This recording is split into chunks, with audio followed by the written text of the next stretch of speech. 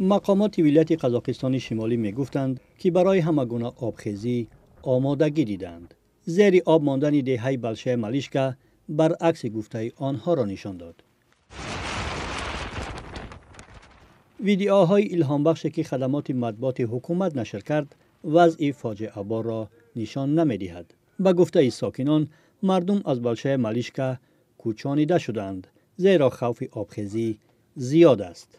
چند روز پیش ساکنان یک دهه دیگر ناحیه قزلجر در شبکه‌های اجتماعی نوار سربندی را نشر کردند. آب انباری که هیچ ساحل بندی نشده است و آب از آن شبانه بیرون ریخت. مردم رخنه‌ها را بستند تا خانه‌های خود را از آبخیزی محافظت کنند. ساکنان میگویند مسئولین وعده دادند که سدهای مستحکم می‌سازند. کاری که مسئولین ما کردند، ببینید تمام سربند پر از رخنه است. واضح دیده می شود که آن از یک قبت خاک و یک قبت ریگ و یک قبت تنوک گیل عبارت است. حتی کودک هم می فهمد که چنین سربند پیش راه هیچ چیز را گرفتن نمی تواند.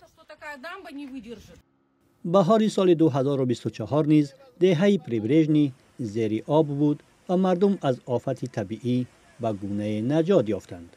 آنها به سیل‌های هر ساله عادت کردند و از مسئولین خواستند حداقل راه را حفظ کنند.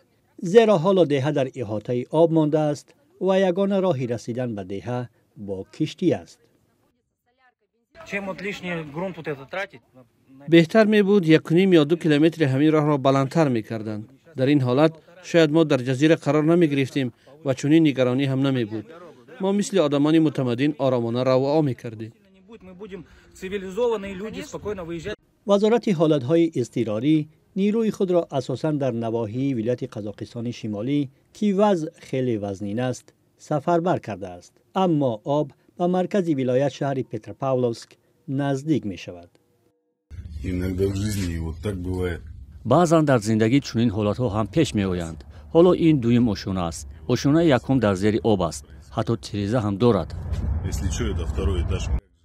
در همین حال اداره هواشناسی قزاقستان تا یک اندازه پست شدن سطح آب دریای اشیم را ثبت کرده است.